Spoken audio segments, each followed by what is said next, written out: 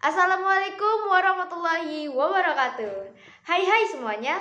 Perkenalkan, nama saya Dwi Indrayani dengan NIM 2403010085. Saya dari Prodi Pendidikan Bahasa dan Sastra Indonesia, Fakultas Keguruan Ilmu Pendidikan. Nah, teman-teman, di sini saya akan menjelaskan materi analisis wancana. Sebelum memasuki materi, saya ingin bertanya, apakah teman-teman sudah tahu apa yang dimaksud dengan analisis wancana? Baik, analisis wancana adalah diskon analisis atau cabang ilmu linguistik yang mempelajari struktur dan fungsi bahasa dalam konteks komunikasi. Istilah analisis wancana terdiri dari dua kata.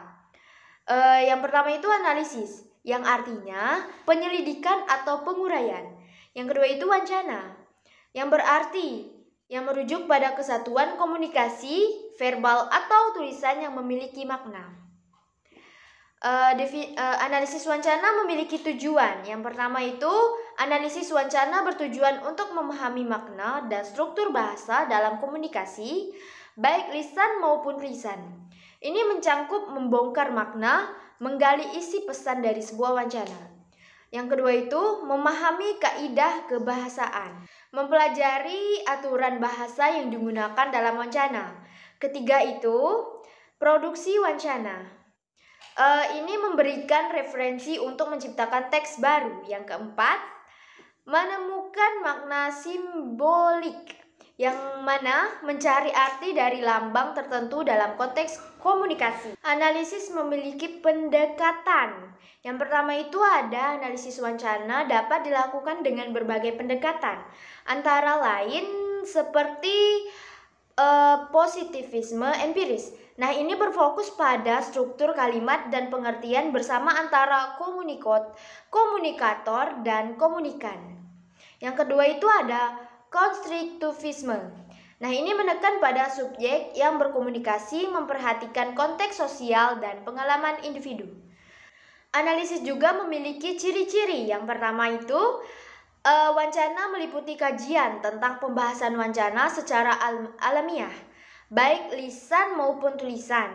Yang kedua itu interpretatif, pragmatis, fokus pada maksud dan konteks penggunaan bahasa.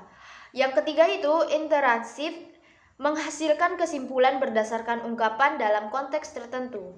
Nah, jadi keseluruhan analisis wancana merupakan alat penting dalam memahami bagaimana bahasa digunakan dalam interaksi sosial dan bagaimana makna digunakan melalui komunikasi. Baik, selanjutnya kita melanjuti materi yang kedua itu ada ketepatan dalam menjelaskan jenis-jenis analisis wancana. Nah, analisis wancana dapat dibedakan menjadi beberapa jenis berdasarkan berbagai kriteria. Berikut adalah jenis-jenis analisis wancana yang umum dikenal. Nah, yang pertama itu ada analisis wancana sintagmatis. Nah, ini menganalisis wancana dengan pendekatan kebahasaan, fokus pada struktur kalimat dan hubungan antara kalimat untuk menarik kesimpulan. Yang kedua itu ada analisis wancana paradigmatis, yang dimana memperhatikan tanda-tanda tertentu dalam wancana untuk menemukan makna keseluruhan. Nah, yang kedua itu berdasarkan bentuk analisis. Nah, ada dua metode analisis wancana. Analisis wancana linguistik, membaca naskah menggunakan metode sigmatis atau paradigmatis. Yang kedua itu ada analisis wancana sosial, yang dimana menggunakan satu atau lebih metode analisis wancana dengan perspektif teori tertentu, seperti konstruktivistis atau kritikal. Nah, yang ketiga itu berdasarkan level analisis. Yang ini juga terdapat dua analisis ya, teman-teman. Yang pertama itu ada analisis pada level naskah. Nah, ini berfokus pada teks, pembicaraan, tindakan, dan artefak. Yang kedua itu ada analisis multi-level. Nah, ini dikenal sebagai analisis wancana kritis yang menganalisis konteks dan sejarah di balik wancana. Nah, yang keempat itu berdasarkan media. Ini juga terdapat dua analisis. Yang pertama itu analisis wancana lisan, termasuk diskusi, ceramah, dialog, dan pidato. Yang kedua itu wancana tertulis, meliputi surat, berita, novel, dan dokumen resmi. Nah, yang kelima itu ada berdasarkan tujuan. Yang pertama itu ada wancana naratif. Nah, ini menceritakan kisah atau peristiwa. Yang kedua itu ada wancana ekspositori. Ini menyampaikan informasi atau penjelasan. Yang ketiga itu ada wancana persuasif. Nah, ini mempengaruhi pendengaran atau pembaca untuk mengambil tindakan tertentu. Nah, yang terakhir itu adalah berdasarkan interaksi. Di sini analisisnya terdapat dua.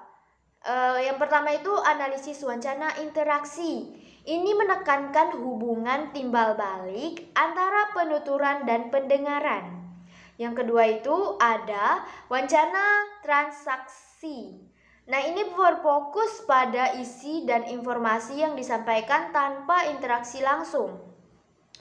Nah, jadi analisis wancana ini dapat digunakan untuk mengeksplorasi berbagai aspek bahasa dalam konteks sosial dan komunikasi yang lebih luas. Baiklah teman-teman, mari kita masuk materi yang terakhir, yaitu ada materi ragam teori analisis wancana. Analisis wancana memiliki berbagai teori yang mendasari pendekatan dan metodologinya.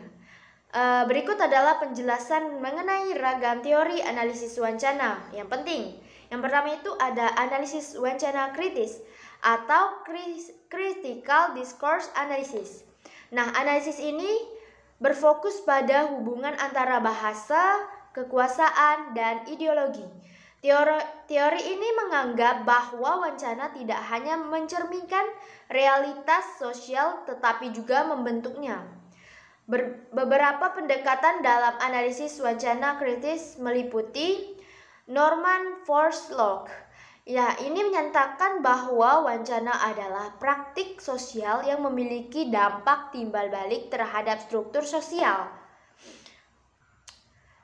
Forslund mengidentifikasikan 3 level analisis, yaitu ada teks, kedua itu ada proses produksi, dan yang ketiga itu konteks sosial. Tim A. von Dijk ini mengembangkan model kognisi sosial dengan menekankan pentingnya memahami bagaimana teks diproduksi dan diterima dalam konteks sosial. Ini ia membagi analisisnya menjadi 3 dimensi. Yang pertama itu ada teks, yang kedua ada kognisi sosial, yang ketiga itu ada konteks. Berikutnya ada Theo van Leeuwen. Ini menganalisis bagaimana aktor sosial dan kelompok tertentu muncul dalam wancana, serta bagaimana wancana mencerminkan ideologi dominan. 2. Analisis wancana linguistik. Teori ini lebih berfokus pada aspek linguistik dari wancana, termasuk struktur kalimat, penggunaan kata, dan makna yang terkandung dalam teks. Analisis ini sering menggunakan kaidah dari berbagai cabang linguistik seperti sintoksis, semantik, dan pragmatik untuk memahami bagaimana pesan disampaikan dalam komunikasi. Nah, yang ketiga itu ada analisis wancana sosial. Ini pendekatan memperhatikan konteks sosial di mana wancana terjadi. Analisis ini menekankan pentingnya memahami latar belakang budaya, politik, dan sejarah yang mempengaruhi produksi dan interpretasi wancana. Yang keempat itu ada analisis wancana intelektual. Teori ini meneliti bagaimana teks-teks saling berhubungan satu sama lain. Intertekstualitas menunjukkan bahwa mana suatu teks dapat dipengaruhi oleh teks-teks lain yang telah ada sebelumnya, sehingga penting untuk mempertimbangkan konteks lebih luas saat menganalisis wancana. Nah, yang terakhir itu ada analisis wancana multimodal. Nah, ini pendekatan memperluas analisis wancana untuk mencangkup berbagai mode komunikasi, termasuk visual, verbal, dan audio. Ini penting dalam era digital di mana komunikasi seringkali melibatkan kombinasi berbagai bentuk media. Cukup sekian materi yang saya sampaikan pada hari ini. Saya ucapkan terima kasih atas perhatiannya. Saya tutup. Wassalamualaikum warahmatullahi wabarakatuh.